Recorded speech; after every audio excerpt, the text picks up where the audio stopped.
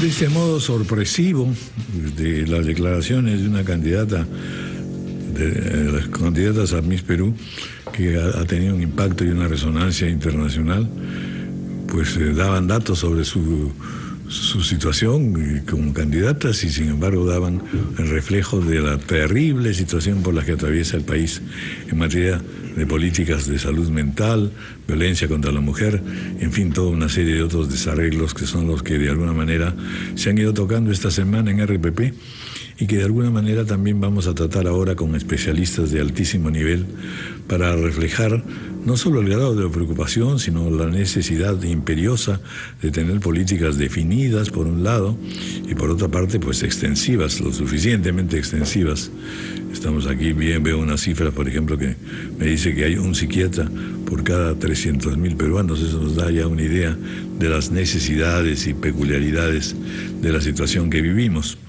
Están con nosotros María Pía Costa, presidenta de la Sociedad Peruana de Psicoanálisis, Sofía Carrillo, representante de la Alianza para la Educación Sexual, jefa de Marketing y Comunicaciones de Impares, el doctor Eduardo Gastelumendi, miembro de la Sociedad Peruana de Psicoanálisis y de la Asociación Psiquiátrica Peruana, y Martín Nizama Valladolid, psiquiatra, es director del Instituto Nacional de Salud Mental Honorio Delgado y de Noguchi. Muy buenos días, gracias por estar con nosotros a todos. Vamos a ponernos de acuerdo primero en los términos, en realidad, qué cosa queremos significar cuando hablamos de salud mental. Y cómo esto se refleja en los hechos, en las estadísticas, en fin, en el comportamiento que la sociedad peruana va teniendo al respecto. Vamos a empezar con doña María Pía Costa. Bienvenida, María.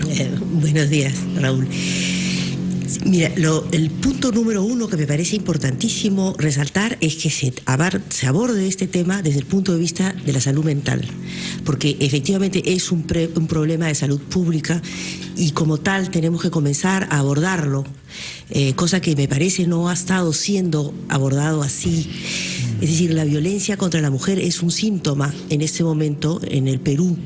Si bien las relaciones, esta violencia contra la mujer está basada, se sustenta en una desigualdad de géneros, en una desigualdad en el vínculo prioritario de una sociedad, que es el vínculo entre hombres y mujeres, sea esposa, esposo, amante o parejas, padres e hijos, madres e hijos.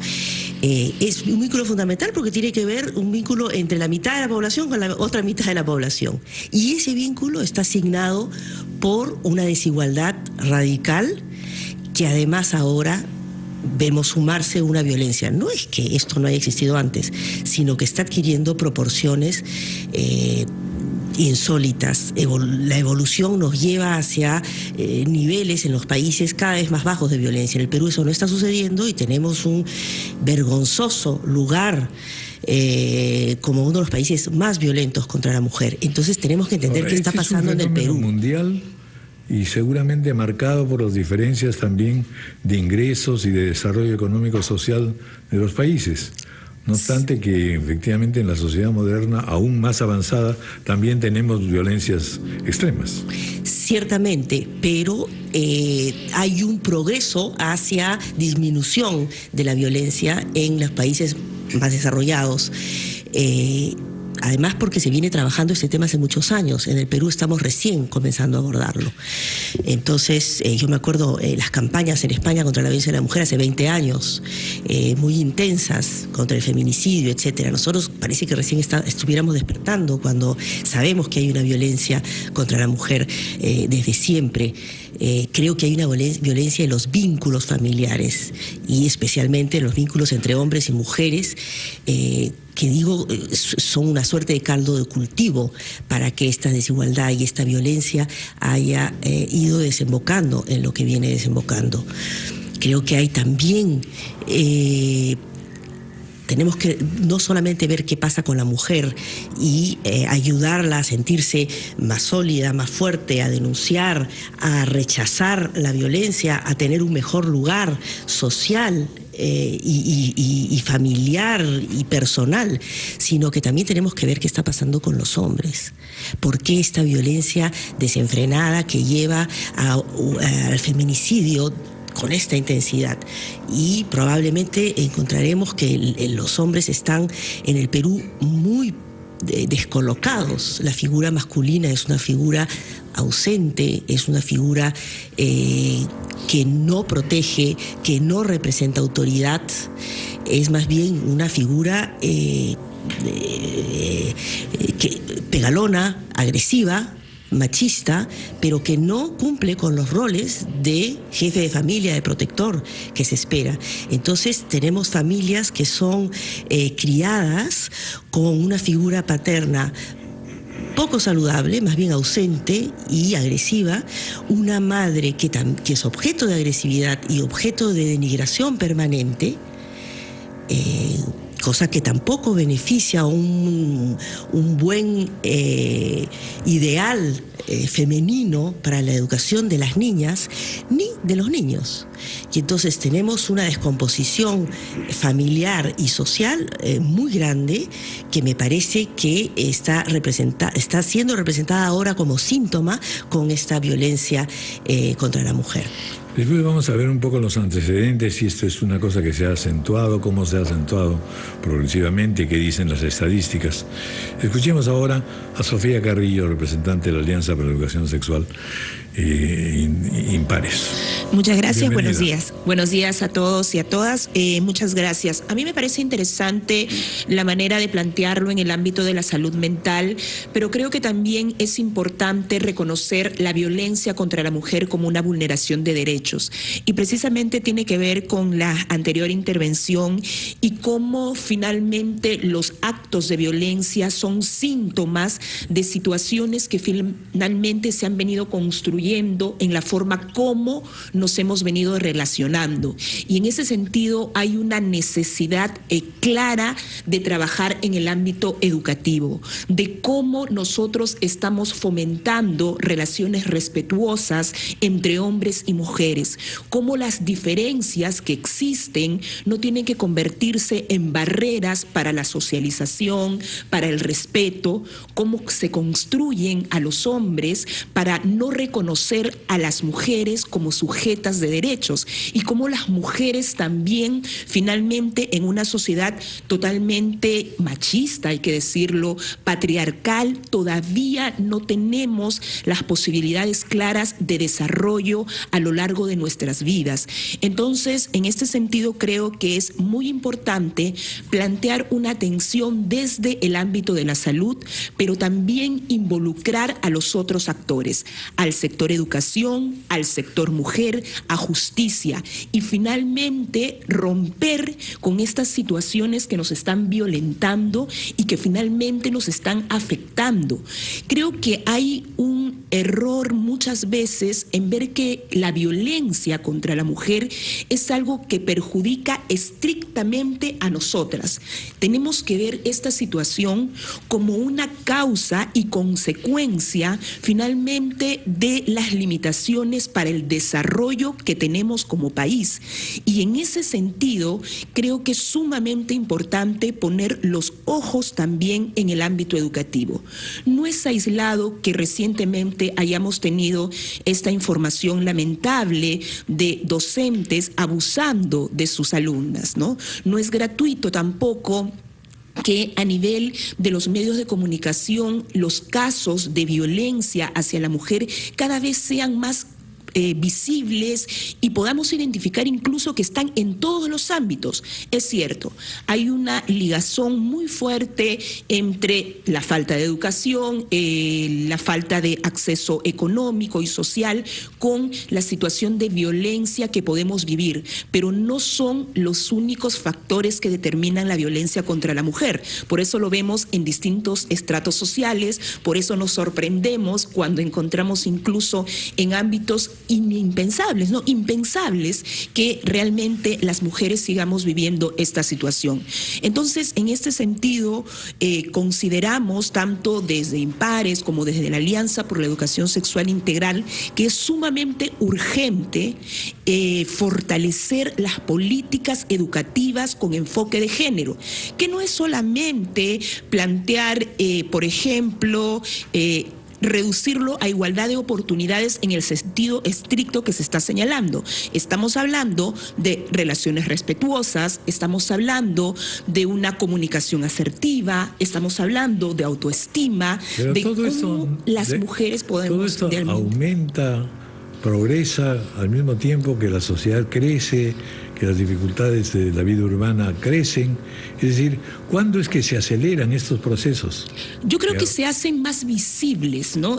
Creo que es interesante también cómo, por ejemplo, tenemos más de 80 casos de feminicidio de enero a agosto en este año, más de 150 casos de intentos de feminicidio en este año, pero el tema también está en que se están reportando muchos más, se está identificando. O sea, todas esas cosas han existido, pero no eran visibles. No eran visibles. No se conocían estadísticamente, no se daban o se naturalizaba, o finalmente se decía que era naturalizar, por ejemplo, decir crimen pasional, ¿no? Ya no lo identifico como feminicidio, sino es un crimen pasional, justificando la razón por la cual el hombre, por ejemplo, violenta y en consecuencia hasta mata a su pareja. Entonces, no necesariamente lo mirábamos como una situación mucho más clara donde las relaciones de género que se están estableciendo son las que muchas veces determinaban la muerte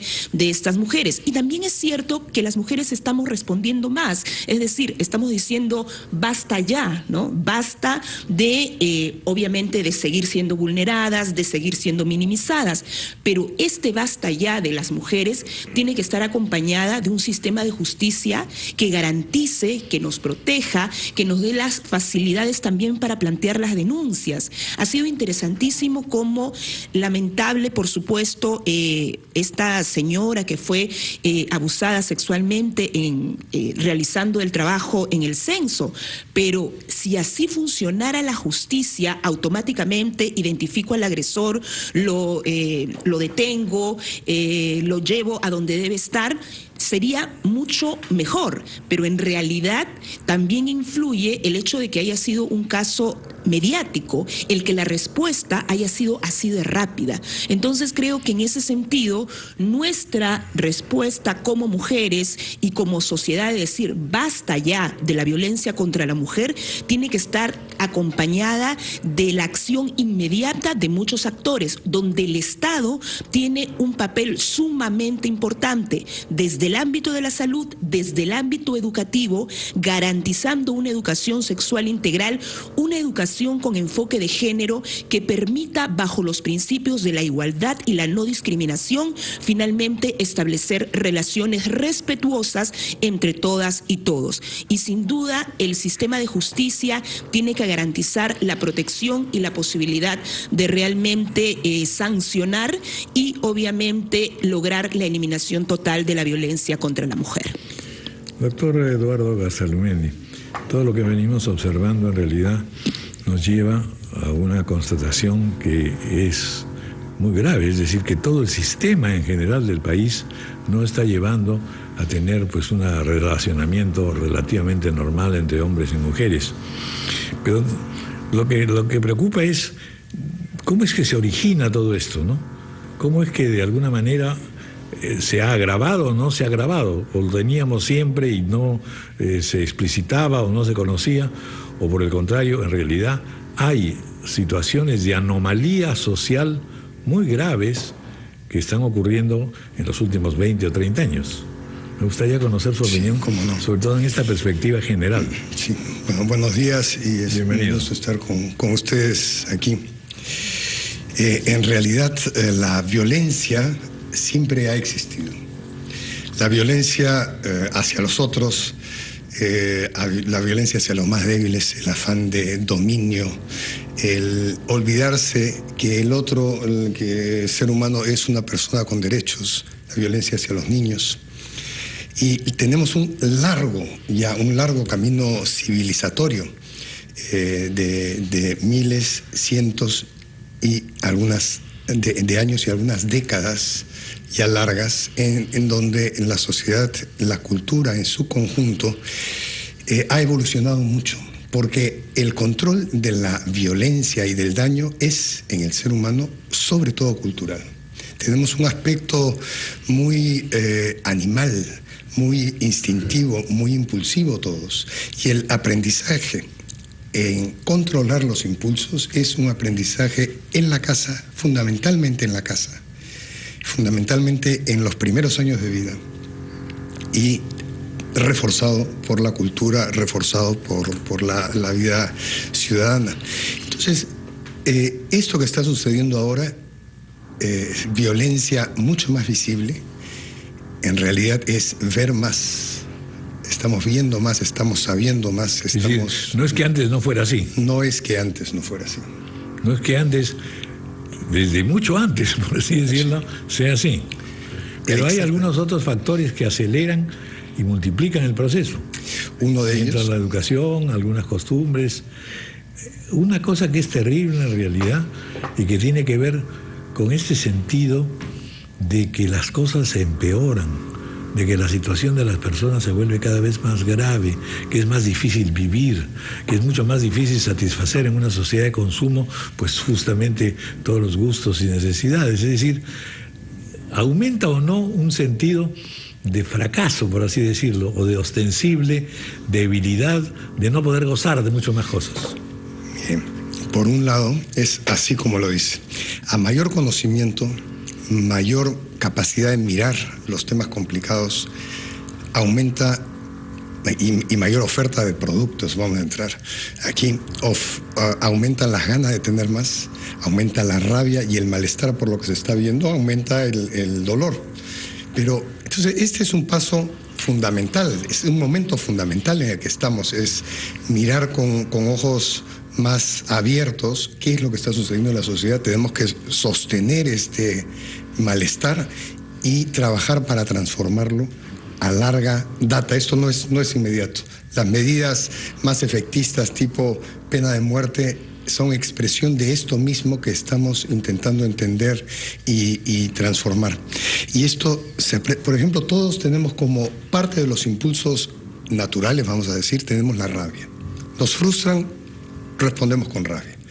Cuando esto sucede desde muy niñitos, la rabia va a aumentar, ¿no? Esa educación donde tú frustras en el niño su curiosidad, su satisfacción sexual, su autonomía, lo castigas y los padres se resienten, etcétera, lo que genera es más rabia en el niño. Y estos niños van a armar un circuito cuando van creciendo en donde la rabia se va a expresar como violencia. Rabia y violencia no es lo mismo. No puedes sentir rabia y la controla. Cuando la ejerces y la ejerces despiadadamente, eso ya es un síntoma. Y tengo la impresión de que en nuestra región y quizá en los países del mundo, la manera como educamos a nuestros niños en todo el país es como bien primitiva. Es a golpes, es con restricciones, es con resentimientos, sin enseñar, sin transmitir la capacidad de diálogo, es hablando que uno se va entendiendo. Si los padres no han aprendido de sus propios padres a explicarle a los hijos por qué es que están siendo castigados, si los hijos no van entendiendo con palabras y con pensamiento y con actitud por qué hay que controlar los impulsos, por qué la hermanita es igual al hermanito en los derechos y en el respeto, si no se va explicando, uno crece sin entenderlo. Luego ya de grande se puede hacer ingeniero, médico, técnico, político, pensar con palabras, pero íntimamente, a nivel emocional, somos niños rabiosos, niños que cuando se puede uno se aprovecha, usa, maltrata, y esas satisfacciones que no lograron evolucionar se van a manifestar así. Vamos a hacer una pausa, son las 9:29.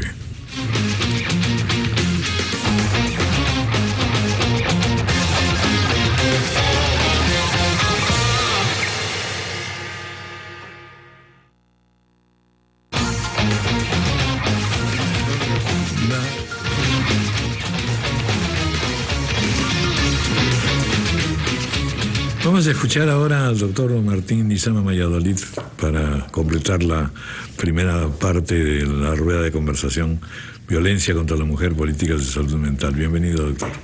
Bueno, lo que tendríamos que decir desde el punto de vista de la salud mental es que desde nuestra percepción la sociedad global se ha deshumanizado o está en un proceso acelerado de deshumanización. ¿Desde cuándo?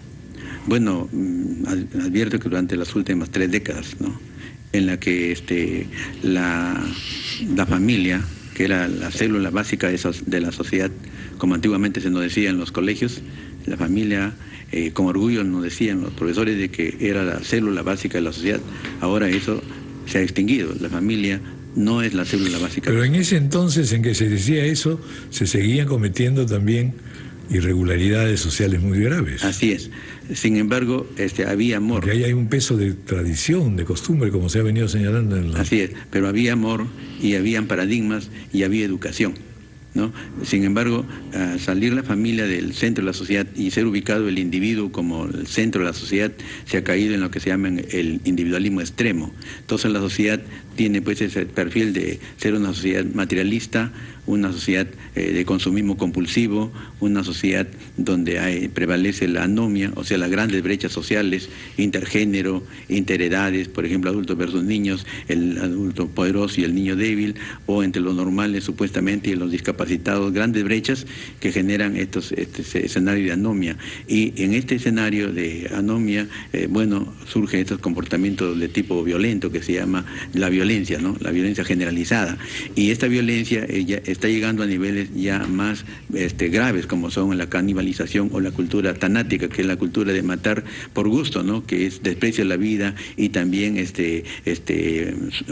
culto a la muerte, donde se mata por placer, por venganza, por negocio. Bueno, se mata en las películas, se mata en todo sitio, en toda forma noticiosa generalmente.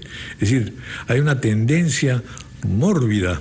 Esa es la cultura tanática, ¿no?, donde muchos medios, no todos, pero hay escenario que se llama la TV cloacal, que promueve este tipo de patrones de irrespeto o de daño a la vida. Este es el contexto en que la salud mental pues se viene degradando y están prevaleciendo una sociedad regida más bien por los antivalores, ya no por los valores, sino por los antivalores, la codicia, la soberbia, la envidia, la venganza, el odio.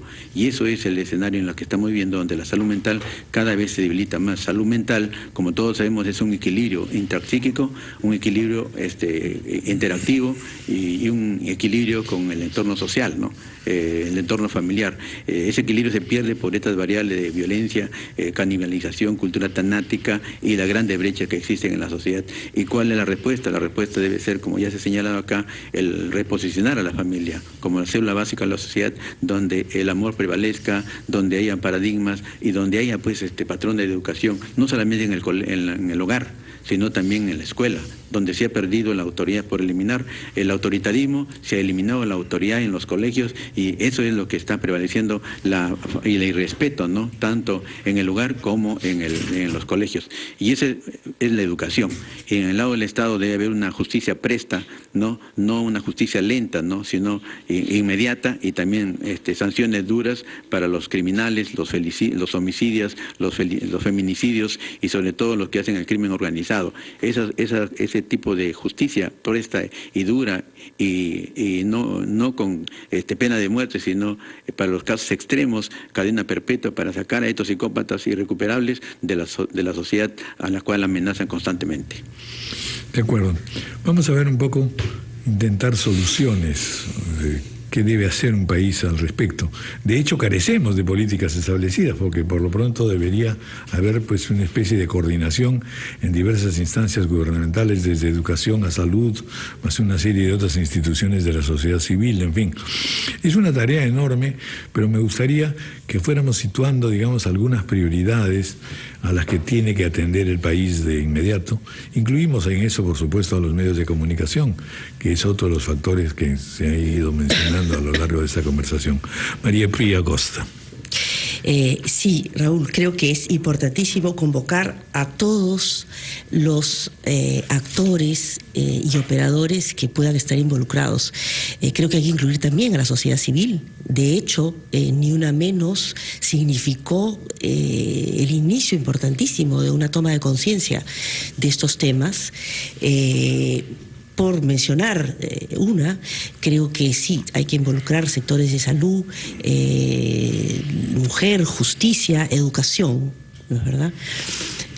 Creo que hay que ser conscientes que el victimario de hoy fue en algún momento víctima. Es decir, el hombre que pega, maltrata, mata, muy probablemente trae una carga fue terrible. Maltratado, pegado, fue tratado con violencia, así es, trae una carga terrible. Hay una suerte de venganza en realidad, de reproducción de tragedia. Sí. Mira, yo pienso que con la violencia sucede algo que es como la materia, no se destruye, solo se transforma. Si uno recibe violencia, lo más probable es que ejerzas de nuevo violencia, a menos que tengas la posibilidad de elaborarla. Entonces, ese es el trabajo que tenemos como sociedad. Ayudar a esos niños a elaborar cuando hubo violencia y, por supuesto, ayudar a esas familias a criar de manera no violenta. Un poco lo que decía Eduardo Stoliment. En materia de la escuela peruana, esto que usted señala, ¿funciona o no está funcionando? No está funcionando. Creo que la lucha por poner el tema de género como una prioridad en las escuelas es fundamental y desgraciadamente ahí las iglesias han intervenido de una manera nefasta, confundiendo los términos, confundiendo a los padres de familia, confundiendo a la población, metiendo temas ideológicos que no venían al caso. Creo que la necesidad de trabajar temas de género están en la base de la posibilidad de luchar contra una formación en vínculos agresivos, que es lo que tenemos que tratar de evitar, que los vínculos dejen de estar regidos por un tono agresivo, que los padres puedan educar sin agresividad, con firmeza, que puedan generar autoridad sin generar violencia, que puedan generar comportamientos empáticos, igualitarios y por supuestamente estrictos, pero sin violencia. No solamente en términos de la educación, sino en términos del trato cotidiano, cómo se tratan padres e hijos, hermanos, qué se permite en el hogar, qué no se permite, y por supuesto en la escuela. Entonces, que la escuela es un lugar de formación, me parece que es fundamental repetirlo, y que hay que trabajar el tema de género en los colegios. Es una prioridad si queremos vencer el tema de la violencia con la mujer. Licenciada Sofía Carvilla. Bueno, creo que sin duda el identificar a las familias como espacios determinantes o influyentes para construir mejores relaciones es claro, pero creo también que es necesario identificar que a lo largo de los años el concepto de familia ha variado y que finalmente tenemos que reconocer los distintos tipos de familias, ¿no? Familias monoparentales, familias de personas del mismo sexo, familias entre tíos y que crían a sus sobrinos, en fin, eso también es algo que tenemos que ver y que tenemos que reconocer que se está dando en nuestra sociedad. Y ante esta situación, nosotros y el Estado también tiene que tener nuevas estrategias finalmente para incorporar los cambios desde el ámbito que le corresponde, pero también involucrando a las familias. Y en ese sentido creo que hay responsabilidades claras por cada uno de los sectores, ¿no? El Ministerio de Educación, como bien ya se ha señalado, tiene la obligación de implementar políticas educativas con enfoque de género y que se entienda que es género, ¿no? Que se entienda que el enfoque de género lo que busca es precisamente cuestionar estos roles, cuestionar esta situación en la cual las mujeres seguimos siendo vistas como objetos, que finalmente es la razón o una de las razones principales por las cuales la agresión y la violencia sigue siendo justificada, más allá de lo público y correctamente. Usted ha hecho referencia justamente pues a estos cambios que se están dando, especialmente incluyendo ahora la sociedad digital. Así es. Pero vemos que entonces el contexto social es mucho más amplio que solamente el educativo. Así es. ¿Cómo se puede trabajar todo esto en movimientos? Por ejemplo, me acaban de llamar por teléfono señalando una pregunta diciendo ¿cuánto hace la mujer en realidad para evitar justamente la violencia? cuando de alguna manera sus frustraciones y todas sus dificultades de la vida se traducen finalmente en casi virtualmente echarle la culpa al hijo, ¿no es cierto? En echarle Es decir, estamos viviendo situaciones de enorme intensidad emocional que no son solamente, pues, no tienen como vía de solución la institucionalidad, que al fin y al cabo está sufriendo también enormes modificaciones. Por eso decíamos que cada uno tiene que hacer lo que le corresponde, ¿no? Creo que sin duda el tema de la institucionalidad es importante porque a nivel de las políticas públicas vamos a tener por lo menos lineamientos y qué estamos pensando como país y respuesta ante una situación de violencia.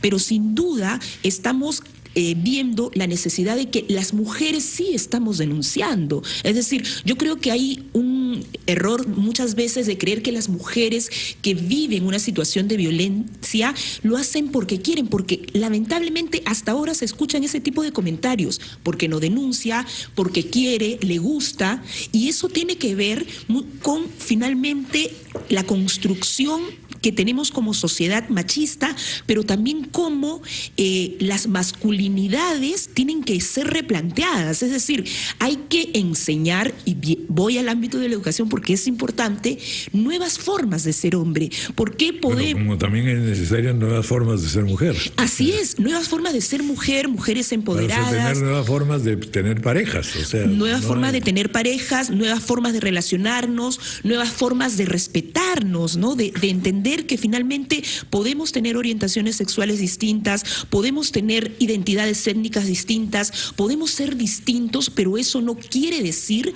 que la situación de diferencia sea el caldo de cultivo para la agresión, para la falta de respeto. Y en ese sentido, las nuevas masculinidades, donde al hombre se le permita sentir, al hombre se le permita manifestar amor, se le permita llorar, ¿no? Se le permita, me refiero a la sociedad, ¿no? Y no se le cuestione y no se le diga no y no se reprima, eso también es muy importante. Y en el ámbito de la salud, solamente para precisar, necesitamos también hacer protocolos para identificar las situaciones de violencia en las mujeres que van a los servicios de salud. Y eso es algo que no se está implementando necesariamente. Entonces, creo que hay mucho por hacer y sin duda los medios de comunicación no pueden seguir reproduciendo estereotipos y paradigmas violentos, ¿no? Muy bien, muchas gracias. Vamos a hacer una pausa y continuamos. 9:46.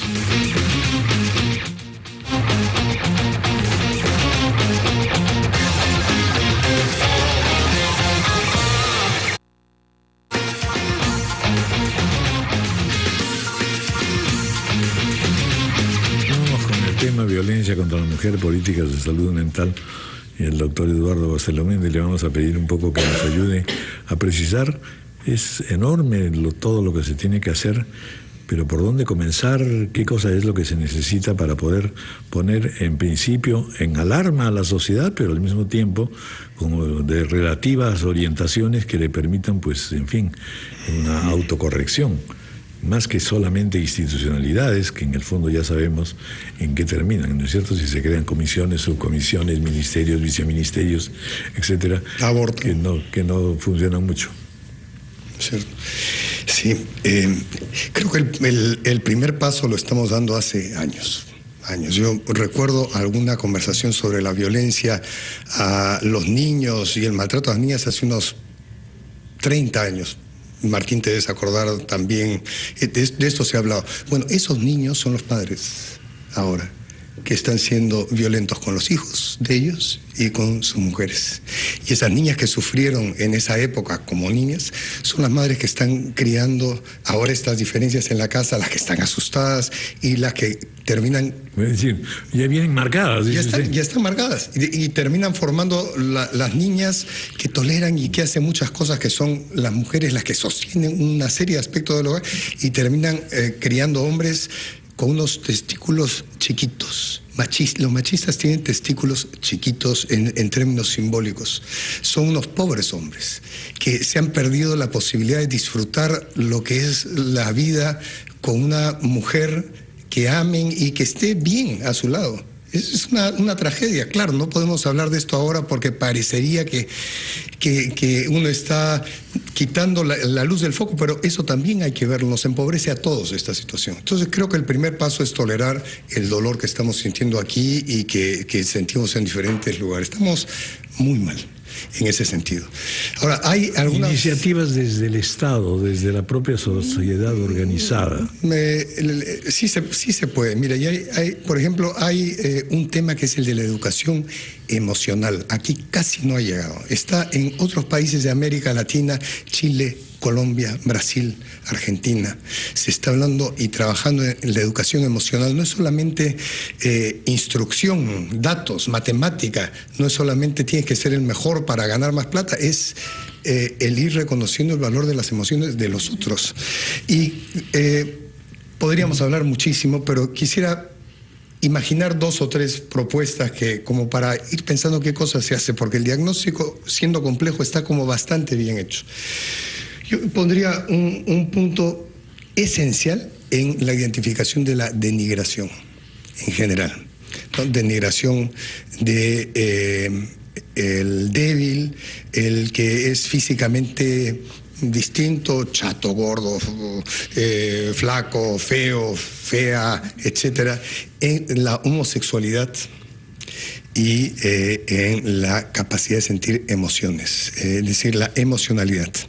Por supuesto que nuestros profesores actuales no la ven todavía y han sido también niños tratados así, van a seguir tratando de transmitir la educación como ellos la han aprendido. Entonces necesitamos de los medios de comunicación, como están haciendo ustedes, pero sobre todo de una red comprometida. Por ejemplo, que en los programas cómicos que venden el humor que le gusta a la gente, ¿no? Esa frase que le gusta a la gente es lo que la gente quiere, es un horror. Porque si uno piensa que a la gente le gusta pan con chicharrón, que es verdad, nos gusta pan con chicharrón, no va nada de eso todo el tiempo. Tiene que haber una educación en cuanto al humor. Nuestro humor es primitivo, es chabacano, perverso. Lo mantenemos. Hay una responsabilidad de los medios de comunicación en mantener la mentalidad pequeña, primitiva, impulsiva, denigratoria de la sociedad. Esto no es solamente entonces el Estado. Y esta es la gente más instruida, los dueños de los medios de comunicación es la gente que tiene una cantidad de dinero mucho mayor que la mayoría de los peruanos, tienen una educación supuestamente mucho mejor y son tan primitivos en este aspecto, ¿no? Es como la angurria trastornó la posibilidad de usar el instrumento. Pensemos en algunas acciones de la base, que no tengan que ver solamente con las instituciones, que sabemos que van lento, que son difíciles de cambiar, en fin. Ya está. ¿El mundo digital, por ejemplo, está ayudando a cambiar las cosas o no? El mundo digital Hay una participación enorme de la gente y hoy día expresiones al respecto que no se daban antes y que se quedaban solamente pues en el terreno del hogar o de la conciencia interna. ¿El mundo digital ayuda a cambiar las cosas? La herramienta es extraordinaria, pero sucede que se da lo mismo que se da con las otras herramientas, ¿no? Uno comienza a denigrar, a no discutir. Lo importante es conversar, es dialogar, es encontrar espacios de diálogo y de construcción.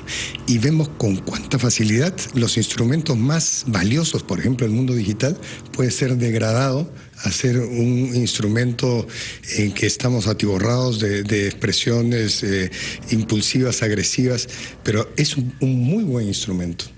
Pero tiene que haber un cultivo de diálogo y de construcción, y eso ya no es cuestión de instrumentos, es cuestión de que se forme un grupo. Ahora, una sociedad de diálogo en realidad finalmente es una sociedad democrática. Y eso en el mundo está cada día más difícil de encontrar, ya no solo en el subdesarrollo. El diálogo sigue abierto, a pesar de la violencia en todas partes. Hay una serie de datos que muestran que estamos mejor que en toda la historia de la humanidad. Somos mucho más conscientes, es más visible la violencia, los horrores, pero hay menos asesinatos por 100.000 personas, el número ha disminuido, hay más gente con con educación se ha desarrollado en varios países una cultura cívica increíble, viniendo de donde venimos. Es a eso a lo que hay que apuntar, pero estamos enredados con nuestra propia historia y nuestra propia miopía, ¿no? Doctor Eduardo Martín Nizama, a ver cómo ve usted las cosas. Sobre todo, insisto en que en el fondo gran parte de todas estas preocupaciones tiene que traducirse fundamentalmente en la sociedad y en las organizaciones de base, como lo hemos visto en tantos otros hechos históricos y sociales. ¿Cuántas veces se intentó hacer la reforma agraria en el Perú mediante leyes? Nunca se cumplieron. Y sin embargo, pues hemos asistido a un cambio en la transformación de la tierra gracias a la tecnología, etcétera. Es decir, los grandes movimientos sociales son los que al final de cuentas corrigen las cosas, ¿o no? Sí, efectivamente. Bueno, rehumanizar la sociedad es un objetivo grande, rehumanizarnos, es decir, recuperar la escala axiológica que se ha perdido o se ha degradado. Ahora, esta rehumanización tiene como punto inicial de aplicación recuperar la familia, ¿no? Recuperar el núcleo familiar. Y para recuperar el núcleo familiar tenemos que reinstalar el llamado nido familiar que también se ha perdido. Ahora las casas se han convertido en el TCC. TCC quiere decir telo, comedero, cabina. Telo para dormir, comedero para comer porque ya no comen juntos y cabina para estar conectado como al mundo digital. Ahora, en cuanto al mundo digital, que es el cuarto mundo, porque el primero es el mundo de la realidad, el segundo mundo es el mundo subjetivo, que es el mundo de las emociones, el tercer mundo es el mundo de la ficción, de la imaginación, y el cuarto es el mundo digital. Ahí hay uso, abuso y esclavitud. Uso para beneficio, como señaló Eduardo Gastulmendi, ¿no? Para estar informado, para la comunicación, pero también el abuso en perjuicio del tiempo y de los roles de la persona, ¿no? Que se sustrae del estudio o de su actividad laboral, ¿no? Y la esclavitud es que ya se vuelven adictos, pegados, hay lo que se llama el hongo tecnológico, y si es niño, honguito tecnológico, y ahora los niños y los jóvenes han aprendido la doble vida, es decir, en el día aparentemente estudian o trabajan, pero en la noche están conectados, mientras los padres duermen, los niños están conectados al mundo digital. Y ahora hay los niños con neurona digital, es decir, que ya no quieren comer, no quieren estudiar, no quieren salir a la calle y están pegados a la internet. Eso se llama la neurona digital. Por lo tanto, el hogar debe convertirse nuevamente en el nido familiar, el calor familiar que se ha perdido, donde se da el escenario de la comunicación. Ahí entramos en un complot del tiempo, en realidad. Nadie tiene tiempo. Así es. ¿Cómo reorganizar el hogar si el hombre tiene que salir a trabajar, la madre ya está cumpliendo una serie de otras tareas, o está yendo al mercado, también teniendo que ir a trabajar, etcétera? Es decir, la sociedad va a determinar o está determinando que el hogar, el concepto de hogar, salte por mil pedazos. Sí, es verdad. El asunto es que el hombre moderno tiene que aprender dos fortalezas que no las tiene, que es la gestión del tiempo y la gestión de las oportunidades. Es decir, nosotros tenemos que tener ese axioma que dice que the time is money, o sea, el tiempo es oro. Tenemos que gerenciar, administrar nuestros tiempos. Lamentablemente, a veces nos escudamos tras el trabajo para no estar en casa. Entonces los niños son huérfanos de padres vivos. El padre o la madre están fuera, pero no siempre trabajando, están en los clubs, están en la vida social, y los niños están endosados a los electrónicos, a las abuelas, a los nidos y a las guarderías o a las empleadas. Entonces se requiere pues una reingeniería, organización del tiempo como una variable fundamental para dar calidad, no de tiempo, ya que cantidad no se puede, pero sí calidad. Y dos, las oportunidades. El contacto interhumano a través de los 5 sentidos se debe fortalecer, de modo que cuando la familia esté en casa, los electrónicos deben salir al segundo plano, y no como ahora que primero son los electrónicos, segundo los electrónicos y tercero los electrónicos. Los seres humanos están completamente desplazados. Entonces hay que rehumanizarnos desde la casa, y el amor es fundamental, y los paradigmas también. Bueno, lamentablemente el tiempo nos ha ganado. Yo recuerdo el famoso verso de Vallejo: hay hermanos, muchísimo que hacer. Efectivamente, esa es la conclusión de la conversación constructiva, pero al mismo tiempo preocupante, que hemos sostenido esta mañana con ilustres personalidades y que efectivamente nos han llevado a pensar y a considerar necesidades de reconversión de políticas, tanto a nivel del hogar como de la sociedad y del Estado. Muchísimas gracias a los presentes. Muchas gracias. Muy amables. Raúl. Y esperemos que ni una menos, y las mujeres realmente estamos con todo el derecho de seguir luchando y de seguir siendo respetadas, ¿no? Por la igualdad y por la no discriminación. Muchísimas gracias. Hacemos una pausa y de inmediato a lo de todas las mañanas de los días sábados, Diálogos de Fe.